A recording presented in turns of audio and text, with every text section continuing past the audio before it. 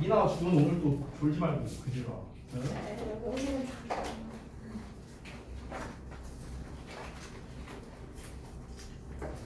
어, 4번만 하면 되죠? 4번? 4번 봅시다. 그리고 지우는 이거 인강 다 듣고 왔어요? 다 듣고 왔냐고? 안 들었어요? 무슨 과목? 아니 킹 결석을 했으면 당연히 들어야죠. 이거 안 듣고 혼자 할 수 있어요? 혼자 못 할 텐데 내용 어려워서. 3번이 아니라 그때 그 우리 수업했었던 친구들 제가 전에 얘기했지만 이 5강의 앞부분이 난이도가 어려웠죠. 그래서 그때 내가 수업 시간에도 뭐라고 했어요? 지금 수업을 들었지만 너네는 무조건 이거를 인강으로 복습을 해야 된다라고도 얘기를 했죠. 수업을 들은 학생들도. 하물며 들었어도 이건 복습을 해야 되는 지문들이에요. 5강은. 근데 아예 안 들었다? 그러면은 이번 성적 기대하기 어렵습니다. 지금. 그 제가 내신 대비 처음 시작할 때 얘기를 했었는데요. 2학년이잖아. 본인의 성적은 본인이 책임져야 됩니다. 내가 막 무슨 중학생들 가르치듯이 야 너 이거 해라 왜 안 해? 너 막 따로 불러고 막 단어 어떻게 하고 무슨 뭐 카톡으로 맨날 막 문자 보내서 검사하고 이럴 짬이 아니라는 거야. 고의잖아 고의. 정신을 좀 차리고. 알겠지? 응? 자 봅시다. 4번 볼게요. 마지막 질문이고요. 일단 구조독해 패턴 먼저 보겠습니다. 가장 일반적인 패턴으로서 도입 주제 예시 결론이 되겠습니다. 자, 결론 부분을 또 보면은 주제 재진술이 나와 있기 때문에 이제 양발식 구조가 되는 거고요. 제가 늘 말하는 주제를 재진술하는 부분이 이렇게 결론 부분에 나와 있으면 이 마지막 문장이 항상 중요하다. 뭐 영작이든 빈칸이든 뭐로든 내기가 되게 좋은 문장이기 때문에 항상 이 결론 부분을 잘 봐라. 뭐 이런 얘기를 여러 번 했죠. 일단 하나씩 내용을 좀 살펴보면 첫 번째 도입부에서 이 민속음악은 민족주의 의식을 기르는데 중요한 역할을 한다라는 게 처음에 도입부에 나와 있습니다. 이 도입부가 직독직해 하면 되게 헷갈리거든요. 그래서 이 직독직해 했을 때 내용이 잘 이해가 안 되시는 분은 제가 여기 패러프레이징을 따로 해놓지는 않았으니까 이 내용을 좀 참고하시면 좋을 것 같고요. 두 번째, 그래서 이 글의 주제가 뭐냐? 민요는 보편적이지 않고 나라마다 다르다라는 게 일단 주제예요. 그래서 이에 대한 부연 설명으로서 보편적이지 않기 때문에 민요는 특정 민족을 표현하는 수단이다. 특정 민족을 표현한다라는 것 자체가 뭡니까? 보편적이지 않다는 걸 말하는 거겠죠. 그러니까 보편적이지 않다는 거는 우리가 고유하다라고 봐도 될까요? 고유한? 그렇죠? 널리 퍼져 있는 게 아니라 얘네 전용이라고 쉽게 말하면. 그러니까 이 고유하다라는 건 결국에는 그 특정한, 이 특정한이라는 단어가 중요하겠죠. 그러면 이 특정한 민족을 표현하는 수단이기 때문에 보편성이 없다. 다시 한번 나와 있고요. 그래서 이것을 기준으로 민족별로 분할이 된다. 즉 민요를 기준으로 해서 민족별로 구분을 지을 수 있다라는 게 바로 이제 부연 설명이고요. 그래서 결론으로 뭐가 나왔느냐? 민속음악은 민족을 나타내는 가장 분명한 표현 방식 중 하나이다. 즉 민족을 구별할 수 있는 가장 확실한 방법 중 하나다. 뭐 이렇게 정리할 수 있겠습니다. 미국 사람이 아리랑을 부르진 않을 거 아니야. 그렇잖아. 그러니까 그런 것처럼 이제 우리 어떤 민족이냐를 구별할 때 가장 좋은 것 중 하나가 바로 민요라는 녀석이다. 이 민요의 어떤 그 종족을 구별해주는 특성에 대해서 다룬 글이라고 보시면 되겠습니다. 자, 그러면 첫 문장부터 좀 살펴보겠습니다. The idea부터 볼게요. 좀만 올릴게. 자, 봅시다. The idea that folk music is a product of nature. 자, 여기서의 that은요 제가 동격 접속사라고 써놨습니다. 따라서 관계대명사가 아니기 때문에 위치로 바꿔 쓸 수가 없어요. 왜냐? 뒤에 주어동사 보어라는 완전한 문장이 나왔기 때문에 여기서는 동격으로 쓰였다라고 보시면 되겠고요. 자, 해석해보면 민속 음악이 자연의 산물이라는 생각은 play a important part라고 나왔는데 우리가 보통 play a part in 여기까지가 한 세트입니다. play a part in 여기서 우리가 part라는 단어 대신에 이 role이라는 단어를 쓰기도 합니다. 제가 아래 써놨어요. 그래서 어떠한 역할을 하다라는 뜻입니다. 즉 민속 음악이 자연의 산물이라는 생각은 중요한 역할을 한답니다. 뭐에 있어서 중요한 역할을 하냐? in the rise of musical nationalism. 이 nationalism이라는 것 자체가 바로 이제 아래 써놨지만 민족주의라는 뜻이에요. 민족주의, 민족성 이런 거고요. rise라는 거는 여기서 명사로 쓰여서 어떤 상승이 되는 겁니다. 상승. 조금 어려운 말로 쓰면 고양 또는 고치 뭐 이런 식으로 표현할 수도 있습니다. 자, 어쨌든 음악적인 민족주의의 상승에 있어서 중요한 역할을 하고요. 그리고 it was part of the complex. 그것은 컴플렉스의 일부입니다. 즉 복합체의 일부인데요. 어떤 거의 복합체냐? 생각의 복합체랍니다. 어떤 생각이냐? At the root of romantic nationalism. 즉 낭만적인 민족주의의 뿌리에 있는 그런 생각의 복합체의 일부다. 이렇게 됩니다. 자, 이게 직독직해한 거야. 어렵죠? 자, 직독직해를 했는데 이게 대체 뭔 말인가 막 이런 생각이 들 겁니다. 그러니까 단어가 어렵거나 그런 거는 뭐 특별히는 없어요. 특별히 없는데 이제 내용 파악이 중요하겠죠. 자, 그래서 다시 한번 보자면 이 민속음악, 민요라고 할게요, 그냥. 그러니까 민요가 자연의 산물이라는 생각은요. 자연의 산물이란 게 뭐냐면요, 그냥 자연스럽게 나온 거다. 우리가 흔히 이제 민요라는 거요, 민요라는 것 자체가 어떤 특정한 사람이 작사 작곡을 한다라기보다는 뭔가 좀 이렇게 구전돼서 내려오는 거잖아요, 그렇잖아. 그러니까 여기서 말하는 자연의 산물이라는 게 그러니까 자연스럽게 내려오는 거다라고 생각을 하시면 됩니다. 알겠죠?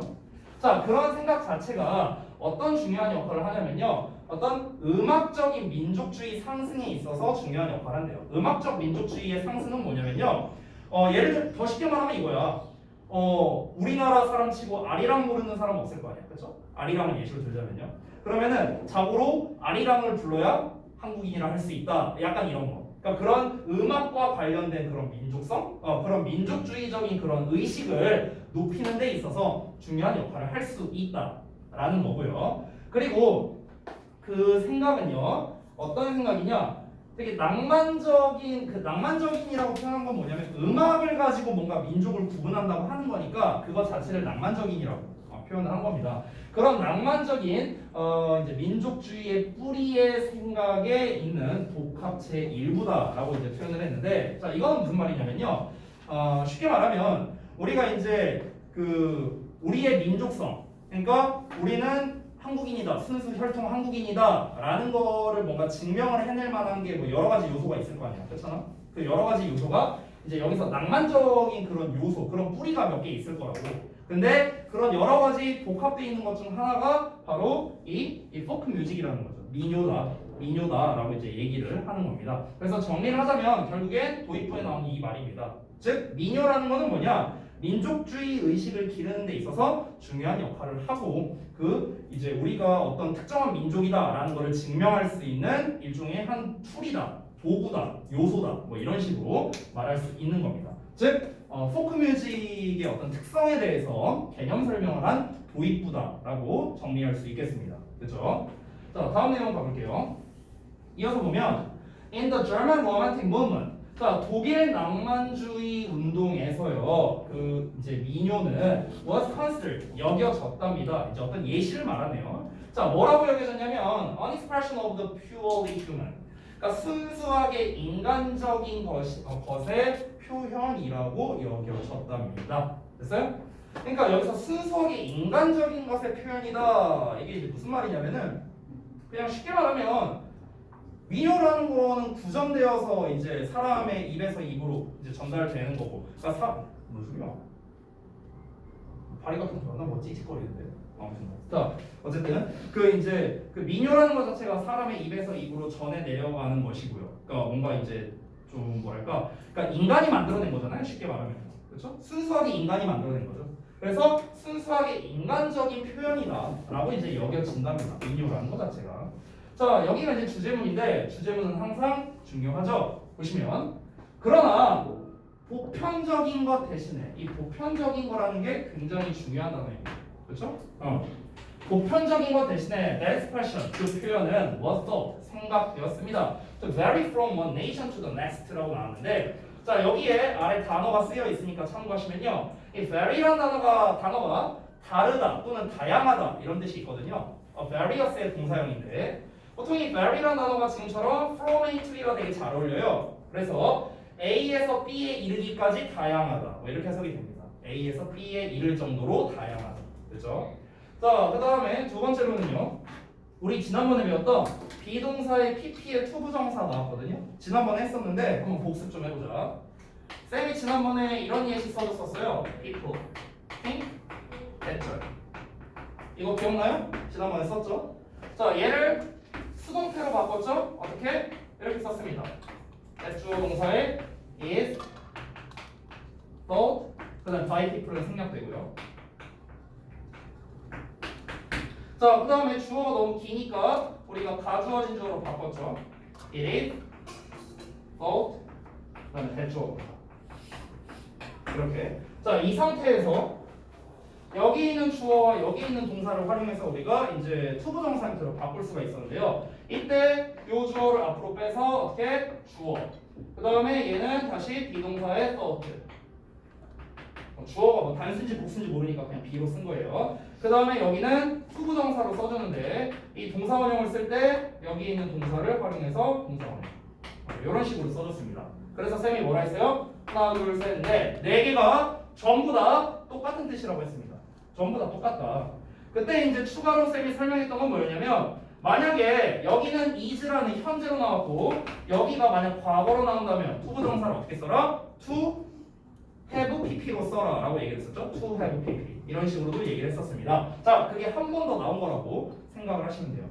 자, 그러면 우리가 that expression was thought to vary 이하를 어떻게 요 버전으로도 바꿀 수가 있는 겁니다. 그 바뀐 버전이 아래 제가 필기를 해놨습니다. 여기 써놨으니까 참고하시면 되겠습니다. It was thought that expression varied. 그래서 varied라는 과거형으로 쓰인다는 거예요. 왜? 여기 was 과거형 나왔으니까. 얘도 과거라는 소리겠죠. 그래서 시제같이 잘 보시면 되겠고요. 자, 그 다음에 이 universal이란 단어가 중요한데 제가 그 오늘 나눠드린 유의어에도 이게 써져 있을 겁니다. 이 그래서 되게 핵심적인 어휘예요. 보편적인이라는 말. 그러니까 여러분 중요한 게 뭐냐면요. 여기서 알아야 되는 게 민요는 보편적이면 안 됩니다. 민요는 보편적이어서는 안 돼요. 이거를 기억하셔야 됩니다. 왜 민요가 보편적이면 안 됩니까? 아까도 말했다시피 아리랑이라는 노래가 있어요. 그럼 아리랑이 우리나라 한국을 대표하는 그런 민요가 될 텐데 한국이 아니라 막 저기 중국에서도 아리랑 불러, 미국에서도 불러, 일본에서도 불러, 영국에서도 불러. 그럼 이게 우리나라 전용 그런 민요인가? 아니잖아. 보편적이면 그런 일이 발생할 거 아니야. 그러면은 아리랑이 한국이 우리가 한국인이다라는 걸 나타내는 거를 증명할 수 있나? 안 되잖아. 딴 나라에서 다 부르고 있으면요. 그렇잖아. 그러니까 아리랑이라는 그 민요가 한국인이라는 이런 민족주의를 나타내려면은 어떻게 해야 돼? 우리나라 전용 민요여야 된다는 거겠죠. 우리나라 전용 노래여야 가능하잖아요. 그렇죠? 그러니까 보편성을 가지면 안 된다는 거야. 민요는. 아시겠죠? 보편성이 아니라 고유함을 가져야 돼요. 고유함. 민요는 고유해야 된다는 겁니다. 됐어요? 자, 그래서 보편적인 것 대신에 그 표현, 여기서 말하는 그 표현은 당연히 그 이제 민요를 갖고 자기의 민족성을 표현한다. 그걸 말하는 거겠죠. 그 표현이 뭐로 생각됐다? 한 나라에서 다음까지 다양하게 여겨졌다. 직역하자면, 즉 나라마다, 그렇죠? 나라마다 다르다. 그럼 여기에서 다르다라는 말도 연결되는 거죠. 여기는 universal과 여기는 vary가 연관성이 있는 어휘라고 보면 되는 거죠. 보편적인 것 대신이니까 보편적이지 않기 때문에라고 생각해도 되거든. 보편적이지 않으니까 다른 거야. 됐어? 보편적이지 않으니까 다른 거라고. 됐죠? 이렇게 내용이 연결된다. 자, 다음 페이지 가볼게. 자, 이제부터 이제 민요에 대한 부연 설명이 나오는데요. 보시면 민요는 여겨졌습니다. reflection 반영으로요. 뭐의 반영입니까? Of the particular mystical characteristics of a people. 자, 여기서 중요한 단어 또 나왔습니다. particular예요. 얘가 중요합니다. 내용적으로 중요한 거야. 내용적으로. particular는 특정한이라는 뜻이지. 이 특정한이란 말은 아까 위에서 나왔던 어떤 표현의 반대입니까? 그렇죠. 보편적인이라는 단어, 즉 universal의 반대가 되는 거예요. 이거의 반대말이 뭐야? 반대말. 됐어요? 보편적이면 안 된다고 했잖아. 특정해야죠. 구체적이어야죠. 됐어요? 그래서 이 particular는요, 제가 이건 어차피 유사나 이런 거는 그 아까 그 프린트에 다 있으니까 걱정 안 하셔도 돼요. 그러니까 specific, 뭐 unique, 뭐 이런 단어로 써도 되겠죠. specific, 구체적인, unique, 고유한, 뭐 이런 단어로 쓸 수가 있겠습니다. 그래서 다시 한번 보면 또 하나 말하자면 일단 characteristic은 이제 특징, 특성 이런 뜻이고요. 여기서의 people은 사람들이 아니라 민족이란 뜻입니다. 민족. 왜냐면 people은 복수명사인데 앞에 어가 붙었죠? 그러니까 얘는 사람들로 쓰인 게 아니라 어떤 한 민족으로 쓰였기 때문에 이 어라는 관사가 온 겁니다. 자, 그럼 다시 보시면 한 민족의 특정한 신비로운 특성에 대한 반영으로 여겨진답니다. 됐어요?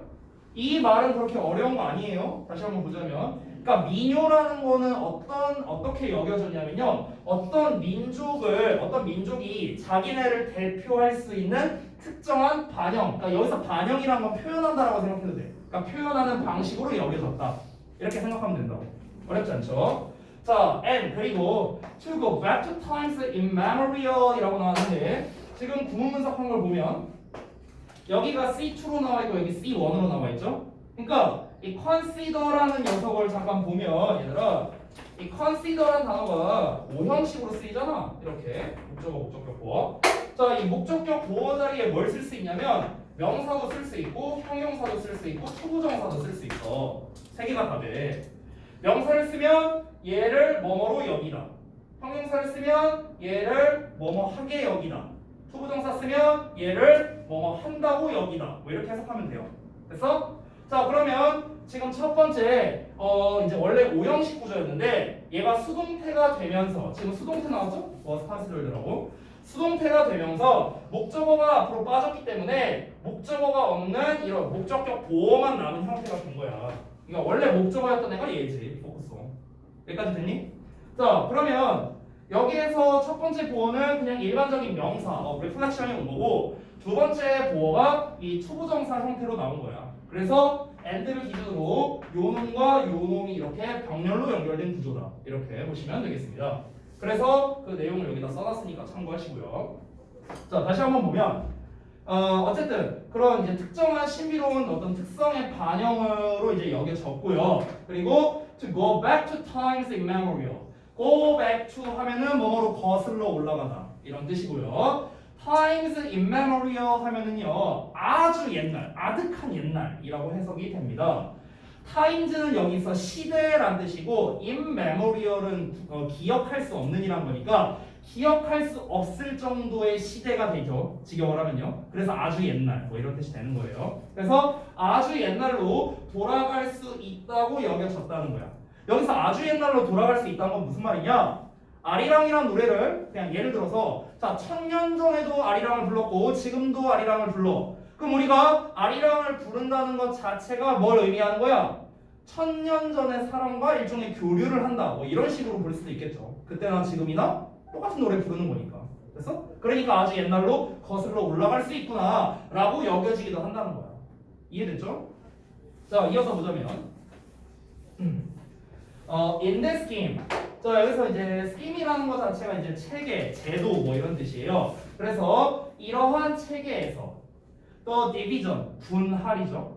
of mankind into nations. 그러니까 인류를 국가로의 분할, 인류를 국가로 분열한 것은요 was a natural fact. 자연스러운 사실이었다. 자, 이거를 좀 볼게요. 아까 전에 말했다시피 내가 보편성이라는 말, 고유하다는 말 이런 게 되게 중요하다 했죠, 이 글에서. 자, 다시 한번 말하지만 민요는 보편적이지 않아요. 특정한 어떤 민족을 대표하는 음악입니다. 특정 민족 전용 노래예요. 한국 전용, 일본 전용, 미국이래죠. 중국 전용 막 이렇게 민요가 있어요. 각 민족을 대표하는. 자, 그러면은 당연히 민족마다 그 민요가 다르니까 이 민요를 기준으로 우리가 그 민족을 구분할 수 있겠죠. 그렇죠? 예를 들어 이제 우리가 다 이제 이렇게 다 같이 이제 뭉쳐서 살고 있다 쳐봐. 근데 내가 여기서 자 아리랑 부르시는 분 손 해갖고 이제 몇 명 모아. 너네 아리랑 몰라? 너 우리 부족 아니야. 너 저기 가. 너 무슨 너는 아리랑 알아? 불러봐. 아리랑 불러. 오케이 너 일로 와. 이런 식으로. 그렇게 하다 보면은 이제 팀이 생기죠. 그 팀이 뭐야? 국가가 되는 거야. 국가. 국민이 되는 거라고. 민족이 되는 거라고요. 그거 자체가. 아리랑을 부른 민족. 그래서 그럼 자연스럽게 이렇게 팀이 나뉘겠죠. 아리랑 부르는 뭐 저기 뭐 민족 뭐 어떤 민요 부르는 민족 어떤 민요 부르는 민족 이렇게 분열이 될 거 아니냐. 이 분열이 어떻겠어? 당연히 자연스러운 결과가 될 수밖에 없다는 거죠. 왜? 보편적이지 않으니까. 민요는 보편적이지 않으니까 분열되는 건 자연스러운 거야. 됐니? 이 글은요 지금 여기까지만 읽어도 벌써 시험에 나올 게 대충 보이는데요. 이거 어휘나 흐름으로 내면 되게 좋습니다. 이런 거는요. 왜냐면 지금 글을 보시면은 계속 비슷한 말이 나오거든요. 비슷한 말. 어떤 말이 나오고 있어요?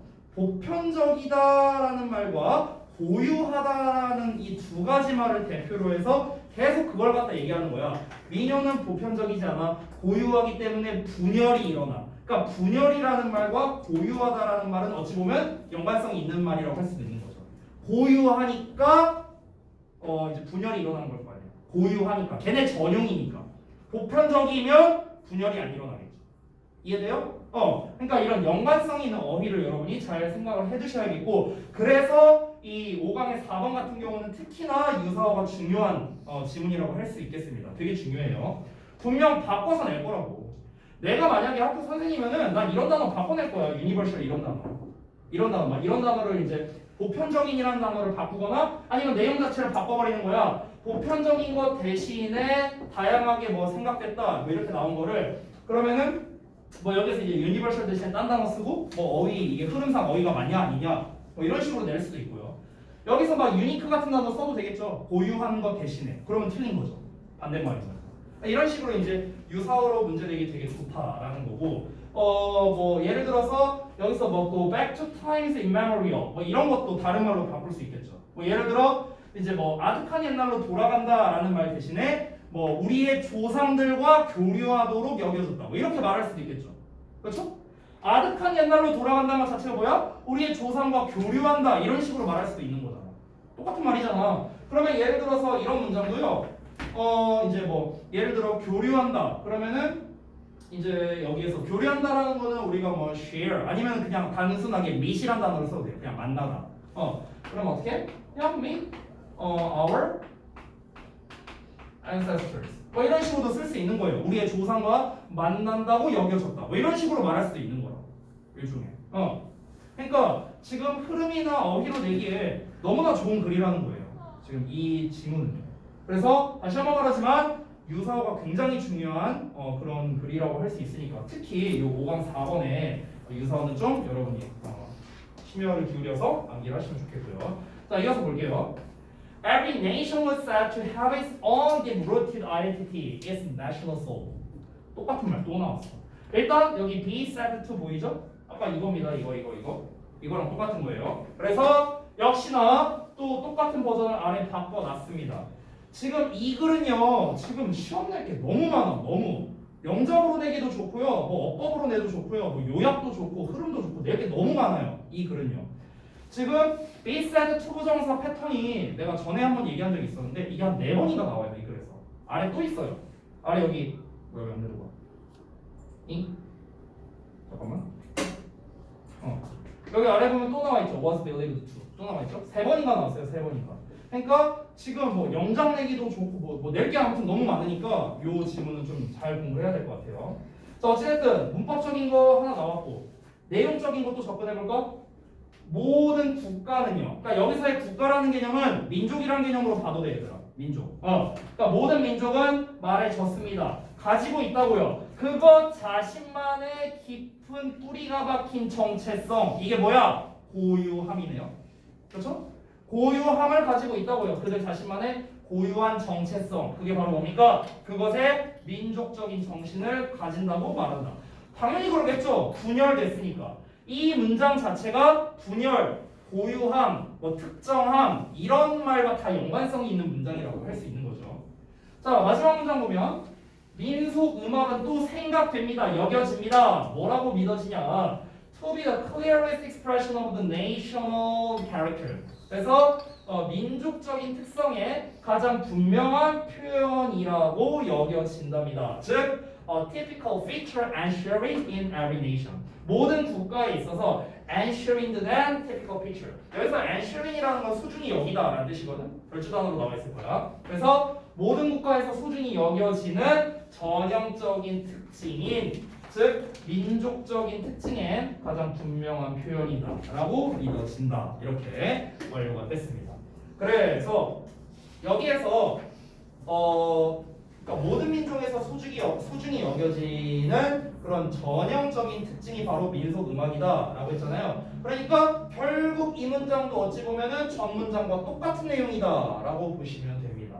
결국 민요라는 것 자체는 그 민족을 표현할 수 있는, 대표할 수 있는 가장 대표적인 고유한 어떤 뭐 도구다. 뭐 이런 식으로 우리가 표현할 수 있는 거죠. 됐어요? 그래서 이 글은 제가 봤을 때는 형용사가 굉장히 중요한 글인 것 같아요. 형용사가 뭐 고유한 뭐 아까 말했던 뭐 그런 것들 아니면 뭐 다르게 표현할 수도 있겠지만 뭐 고유한 보편적인 널리 알려져 있는 뭐 이런 표현들이 되게 잘 나올 것 같습니다. 자 그래서 이제 소재와 요약 주제를 좀 보자면 민속음악과 민족주의의 관계에 대해서 얘기를 한 건데요. 결국 이 민속음악이 민족성을 대표할 수 있다. 가장 잘 나타낼 수 있는 도구 중 하나다. 뭐 이렇게 볼 수 있겠고요. 자, 민속음악은 순수한 인간 본성의 산물이고요. 이 본성이 민족마다 고유하게 표출되어 민족적인 정신을 나타내는 것이라는 이런 의식이 음악적 민족주의의 중요한 부분이다. 이거는 거의 도입 부분에 있는 내용을 정리한 거라고 할 수 있겠네요. 그래서 주제는 민요가 민족의 정체성을 나타낸다는 견해에 대해서 알아봤다. 이렇게 정리할 수 있겠습니다. 됐죠? 자, 그래서 이제 우리가 진도가 다 끝났네요. 하지만 이제 시작입니다. 박수 치고 있을 때가 아니죠. 진도는 진도고요. 잠깐만요. 이건 좀 끌게.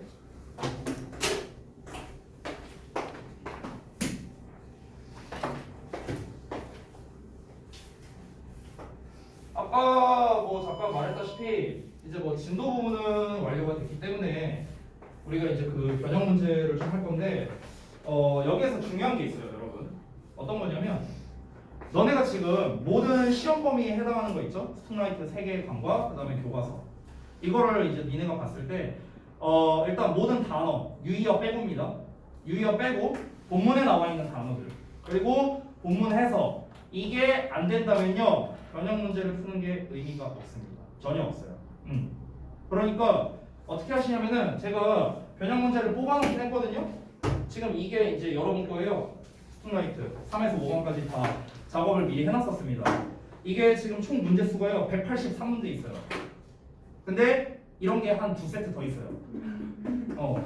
그러니까 이게 다가 아니에요. 이게 다가 아닌데 내가 분명히 말하지만 여러분 그 아까 말했던 해석, 그러니까 뭐 어법이고 뭐 영장이고 나발이고 다 뺄게. 다 빼고요. 그냥 내가 해석이랑 단어 이거 딱 2개. 자 이게 내가 만약에 90% 그러니까 100%라고는 하지 말고요. 내가 만약에 90% 미만이다. 아직 나 해석 잘 안 된다. 또는 이 뭐 단어 아직 못 외운 거 있다. 근데 그게 90%가 넘지 않는다. 하신다면요. 그럼 저는 변형 문제를 안 드릴 겁니다. 시험 전날까지는 안 줄 거예요. 왜? 다시 한번 말하지만 의미가 없어요. 영어는 수학이 아니기 때문에 백날 문제 풀어봤자 실력이 늘지 않습니다. 여러분이 기본적으로 해석부터 돼야 되고요. 해석과 단어가 다 되면은 그 다음 단계로는 내용이 이해가 돼야 돼요. 이게 뭔 말이야? 내용이 이해가 돼야 되고요. 내용이 이해가 되면 그 다음 단계로 해야 되는 게 어법과 영작입니다. 이게 다 되고 나면은 사실 변형 문제를 푸는데 크게 무리는 없겠죠. 자, 우리가 작년에 했던 거라 이제 좀 기억이 안 날 수도 있는데 좀 설명을 먼저 좀 드리겠습니다. 이제 시험이 대충 한 일주일 좀 넘게 남았죠? 대충 한 10일 정도 남았어요 이제. 그러면 그 10일 왜요? 사실 너무 급하게 갔다 오는 또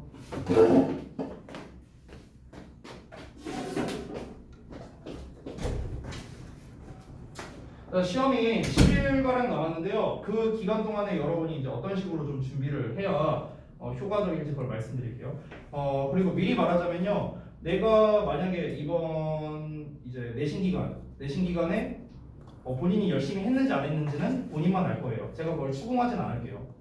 그리고 두 번째로는 그 내신 대비 기간 전에 뭐 여기서 이제 뭐 신규생도 있겠지만 지우처럼 근데 대체적으로는 이제 우리 겨울방학부터 해갖고 다 열심히 나름 이제 공부를 했잖아요.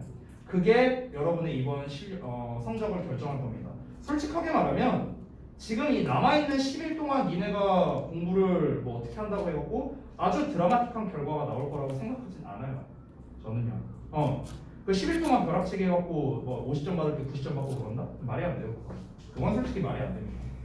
그렇기 때문에 여러분이 지금 이제 이 남은 10일은 내가 여태까지 이론 공부한 거를 좀 정리하는 기간이라고 좀 봤으면 좋겠습니다. 미나 아주 정신 못 차리네. 일어서.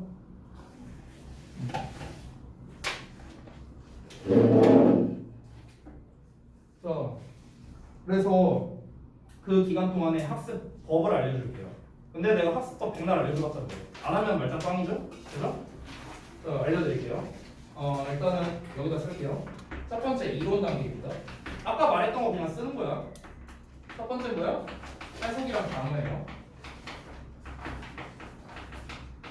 유의어 제외. 자, 그다음에 두 번째는 아까 말했다시피 이제 내용 파악입니다. 내용 파악을 하라고 해서 뭐 주제나 요약 뭐 이런 것까지는 바라지도 않아요. 그냥 이게 뭔 내용이구나 그 정도만 아셔도 돼요. 세 번째는 어법과 연장입니다. 이거는 수업 시간에 제가 중간중간에 얘기를 해줬어요. 그런 거 위주로 특히 주제라든가 주제 재진술이라든가 아니면은 그 외적으로도 좀 뭔가 어법적으로 또는 구문적으로 중요한 것들 뭐 이런 게 있겠죠. 그런 부분에 대해서 여러분이 잘 학습이 되셔야겠습니다. 자, 만약에 내가 여기 3번까지 완벽하다면 여러분이 이제 지난 그 내신 대비 전까지 어떤 식으로 공부를 해왔는가에 따라 다르지만 보편적으로 여기까지 된다면 70점 정도 나옵니다. 70점. 70점이야. 여기까지 되면 70점이에요, 여러분. 자, 그러고 난 다음에 이제 변형 문제를 풀겠죠? 이 변형 문제 풀이는 제가 작년에 했던 거와 뭐 크게 달라지지는 않을 겁니다. 우리 그 이제 3인방은 다 이제 작년에 겪어봤으니까 대충 들으면 기억이 날 거예요. 일단 보통은 우리가 변형 문제를 풀 때 그냥 나눠주고 풀어라 하고 그냥 이제 열심히 풀고 다 풀고 채점하고 틀린 거 질문하고 뭐 이게 이제 가장 일반적인 변형 문제 풀이 방법이죠. 근데 그걸로는 사실 크게 효용성을 보기 어렵습니다. 만약 그걸로 효율성을 보려면요 첫 문제 정도는 풀어봐야 돼요. 첫 문제. 근데 시간이 10일밖에 없는데 첫 문제를 언제 풀어 만났어요? 당연히 불가능하겠죠. 그러니까 우리는 어떻게 할 거냐면은 효율성을 높이기 위해서 최소한의 문제로 최대한의 이제 극대화를 할 생각입니다. 그걸 알려드릴게요. 자, 일단 처음에 문제를 받으면요 여러분이 그 문제풀이를 할 범위를 먼저 설정을 해야 됩니다. 문제풀이를 하는데 이 범위를 설정해야 돼요. 범위 설정. 범위는요 가장 좋은 게 25에서 35문제 정도입니다. 한번 풀 때요. 이 문제를 풀 때는요 끊기면 안 돼요. 어떤 일이 있어도 끊기면 안 됩니다. 최소 25에서 많게는 35문제. 이 정도는 여러분이 집중해서 문제를 풀어야 됩니다. 이 이상 풀면 집중력이 흐트러져요. 이 이상 푸는 것도 비추천. 이 이하로 푸는 것도 효과가 없으니까 비추천입니다. 이 정도. 그러니까 내가 변형 문제를 나눠주면은 아까 내가 180 몇 번까지 있다 했잖아. 그렇잖아. 그러면 심플하게 30문제씩 6번 나눠서 하면 돼요. 그냥 심플하게 말하면. 그렇죠? 자, 이렇게 해갖고 이제 풀이 범위를 설정하고 그 다음에 설정해야 되는 게 시간을 설정해야 돼요. 시간은요 한 문제당 궁극적으로는 1분으로 잡아야 됩니다. 궁극적으로는요. 그러니까 처음에는 이게 조금 힘들 수 있어요. 그래서 처음에는 뭐 예를 들어서 뭐 한 문제당 대충 뭐 한 2분? 이 정도로 잡고 한번 해보세요. 그럼 30문제 풀면 1시간이겠죠. 그렇죠? 이렇게 하다가 점점 줄여 나간다라고 생각하면 됩니다. 점점 뭐 1분까지. 여기서 여러분이 주의하실 게 뭐냐면요. 한 문제당 2분 잡고 풀었을 때 그러면 이제 30문제 푸는데 1시간이 걸렸죠? 1시간이 걸린다고 가정하는데 근데 보통은 그것보다 빨리 풀 거야. 아마도 한 40분이면 풀 거예요. 넉넉 잡아서. 그럼 이제 20분이 남잖아. 그럼 그 시간을요. 문제를 더 푸는 건 저는 개인적으로 비추천입니다. 문제를 더 풀지 말고요. 차라리 내가 진짜 시험 볼 때처럼 검토를 하세요. 검토를요. 여러분이 문제를 푸신 거에 대한 검토. 니네가 중간에 못 푼 것도 있고 막 이렇게 할 거예요. 아니면 이제 헷갈렸던 문제 막 이런 게 있을 거야. 그런 거를 차라리 검토하는 시간을 가지는 게 훨씬 더 좋습니다. 자, 그래서 여기다가 남은 시간은 검토. 하고요. 그 다음에 이어서 두 번째. 이거는 이제 일단 처음에 범위를 설정하고 시간을 설정하는 거에 대해서 이제 말씀을 드린 거고요. 이제 두 번째 할 때 그냥 문제를 풀면 돼요. 그다음부터는 그 니네가 정한 시간과 범위에 대해서 문제 풀면 되는데 이 풀 때 중요한 게 뭐냐면요. 풀 때예요. 풀 때. 채점할 때가 아니라 풀 때입니다. 문제를 풀 때 니네가 이거 진짜 안 했었거든 작년에. 근데 이게 되게 중요한데 헷갈리는 거 있잖아. 헷갈리는 거. 헷갈리는 거에 이 체크를 해놔야 돼. 이게 되게 중요한데요. 제 기억이 맞다면 작년에 이걸 제대로 하신 분은 사실 거의 없었어요.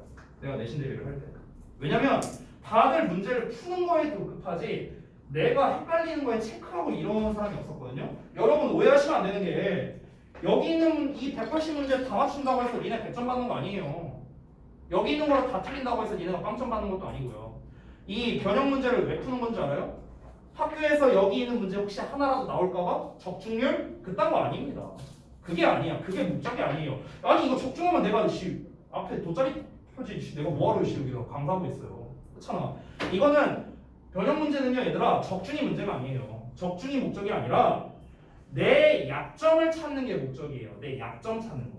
근데 니네가 세워라 내워라 문제만 풀고 있으면 내 약점이 뭔지 어떻게 알아요. 그렇잖아. 다시 한번 말하지만 이 변형 문제를 푸는 거는 나의 문제점이 무엇인가를 탐색하는 작업이지 이거를 잘 풀었다고 내가 막 좋다 박수치고 있고 이게 아니라는 걸 다시 한번 제가 거듭 말씀드립니다. 그래서 헷갈리는 거에다가 이제 별표를 표시해 놓는데 이제 이거는 이 별표를 표시해 놓을 때는 웬만하면은요 간단하게 간단한 이제 그 좀 뭐랄까 메시지라고 해야 되나? 그냥 메시지를 좀 써주셨으면 좋겠어요. 메시지 작성. 그러니까 메시지를 작성하라는 게 뭐냐면요. 그러니까 뭘 몰라서 별표를 해놨는가. 그러니까 뭐가 헷갈려서 별표 표시를 했는가. 왜냐면은 이게 이제 니네가 막상 체크는 했는데 이거 뭐 물어볼라 했더라 이러고 앉았어. 또 질문할 때. 그러니까 뭐 예를 들어서 뭐 어법이면 어법, 뭐 아니면은 예를 들어 객관식이다. 객관식이면 너네가 많이 경험해본 게 이런 거야. 1번인가 3번인가 막 이러면서 다 헷갈릴 때 있잖아. 그럼 어떻게 하면 돼? 1번, 3번 이렇게 하고 이렇게 연결해서 별표 이렇게 하면 되잖아. 이 둘이 헷갈렸다. 딱 보면 알잖아 그냥. 그러니까 이런 식으로 내가 이제 표시를 하라는 거야. 예를 들어서 말하자면. 그래서 이제 이 표시라는 게 되게 중요하고요. 그리고 웬만하면은 체크하고 난 다음에 그 페이지를 좀 접어놓으면 좋겠어요. 그래야 니네가 찾는데 빠릅니다. 내가 개별적으로 이렇게 첨삭을 해주는데 첨삭해주고 있는데 야 어디가 질문할 거 펴봐 했는데 어디였지 막 이러고 찾고 있으면은 시간 낭비예요 이것도. 그러니까 그 문제 이제 그 뭐 예를 들어 한 페이지에 뭐 변형 문제가 뭐 한 3-4개 있을 거 아니야. 그럼 거기에서 하나라도 질문할 게 있으면 무조건 접어놓든지 아니면 뭐 저기 뭐냐 이 포스트잇이 아니라 그 옆에 뭐 붙이는 거 있잖아요. 옆에 붙이는 거 하든지 뭐 그건 알아서 하고 어쨌든 쉽게 찾을 수 있는 뭔가 수단을 마련하라라고 말씀을 드리는 겁니다. 문제 풀 때요. 제가 이제 작년에 내신 대비할 때 얘기를 했던 건데 이제 우리 지우랑 정훈이는 이제 못 들었으니까 좀 말씀을 드리자면 이거를 통해서 어떻게 약점을 발견할 수 있냐면 우리가 예를 들어 어떤 문제를 푸는데 이렇게 뭐 문제가 있어요. 예를 들어 자 근데 내가 여기 3번과 4번에는 헷갈려서 별표를 표시해놨어. 예를 들어 여기에서는 어법이 헷갈렸고 여기서는 어휘가 헷갈렸어. 뭐 이런 식으로 써놨어. 예를 들어서 이렇게 했다고 쳐봐. 자 그런데 예를 들어 내가 채점을 했는데 여기는 표시를 안 했어. 표시를 안 했다는 거는요 여러분 이렇게 생각해야 돼요. 나는 이 문제에 대해서 100% 자신이 있다. 이런 개념이라 생각해야 돼요. 100%예요 여러분. 나는 이 문제에 대해 100% 자신 있다. 선생님 모든 문제 별표 나오면 어떡하죠? 상관없어요. 하지만 모든 문제에 별표가 나온다는 건 무슨 말이야? 요게 돼야 된다는 거죠. 이해됐죠? 자 어찌됐든가 그래서 이 별표를 할 때는요 제가 미리 말합니다. 굉장히 솔직해야 돼요. 본인한테. 학습에서 학생들이 가장 많이 하는 실수가 뭐냐면요 자꾸 자존심을 부려요. 어떤 자존심이냐? 내가 분명 몰라. 헷갈려. 어디서 본다는데 이거 단어 뭐였지? 나 이거 봤었는데 뭐였지? 한 다음에 결국 그 궁금증을 못 찾아서 답지를 봐. 맞다 이거였지? 이러면서 해. 그리고 풀어. 당연히 맞겠지? 그럼 그걸 내가 푼 걸로 착각을 해. 그거는 틀린 거다. 단어를 딱 봤는데 3초 내에 안 떠오른다? 그건 모르는 단어예요. 너네들 friend라는 단어 딱 듣자마자 안 떠올라요? 아니잖아. 듣자마자 떠오르잖아. 근데 내가 어떤 단어를 보고 3초 내에 안 떠오른다? 그건 모르는 단어. 근데 그거를 마치 약간 누가 보는 사람도 없는데 그냥 내가 나 스스로한테 자존심을 부리는 거예요.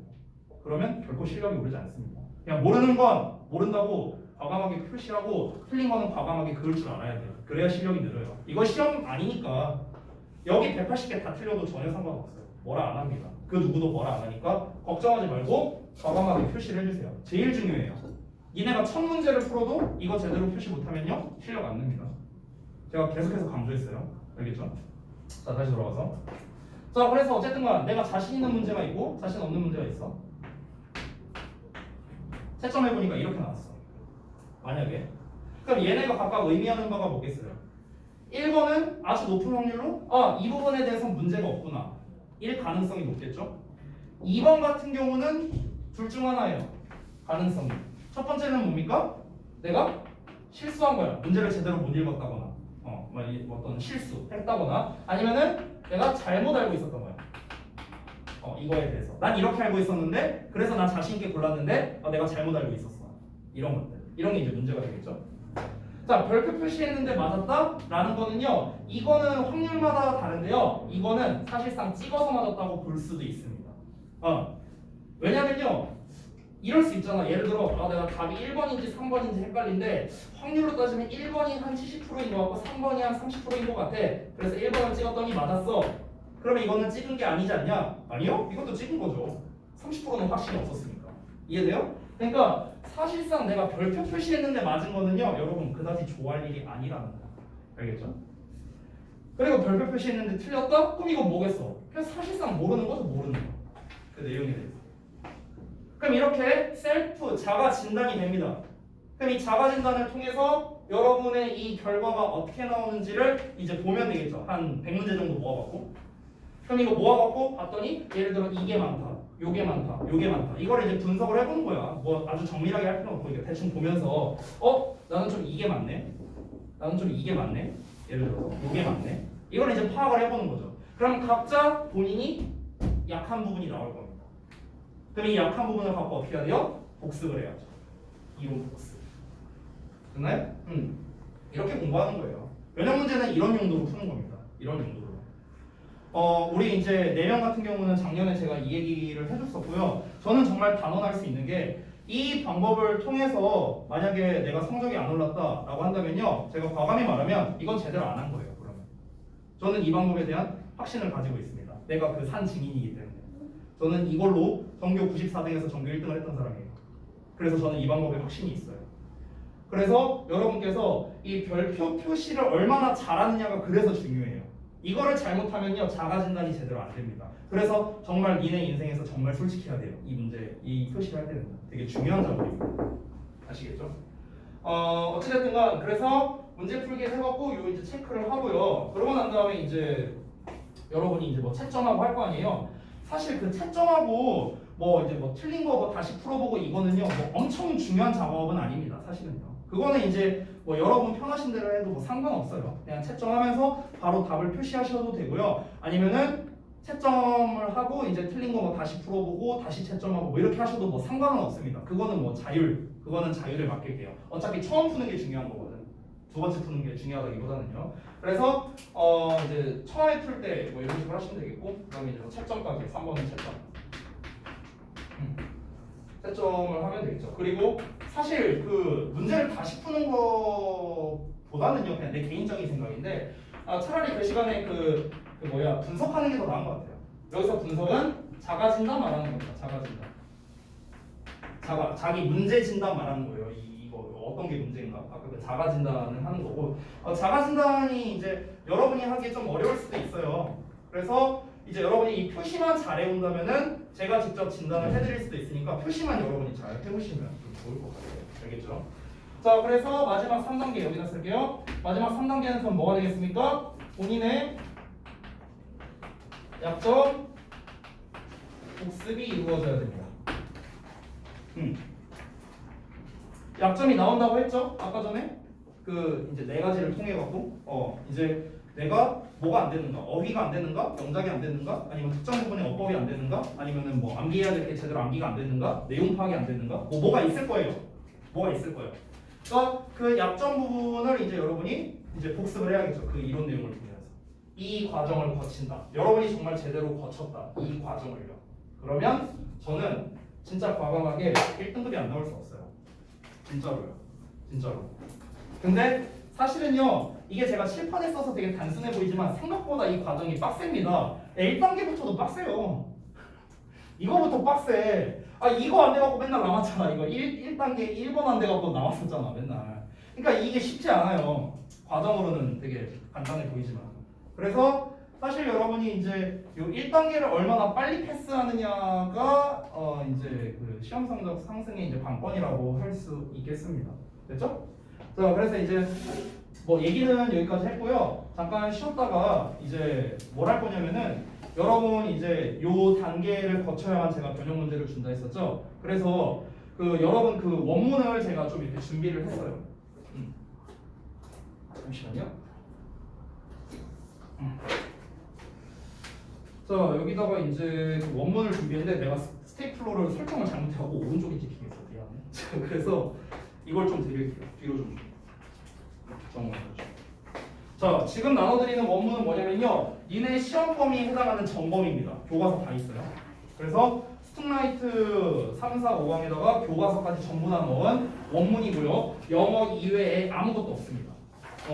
그러니까 이걸 가지고 여러분이 이제 아무런 표시하지 말고, 뭐 표시는 사실 자유예요. 뭐 또 뽑아주면 되니까 뭐 자유롭게 하는데, 이제 너네가 그거를 빠르게 정독을 해보면서 내용 파악 안 되거나 아니면은 해석이나 어휘가 안 되거나 하는 거를 체크를 해볼 겁니다.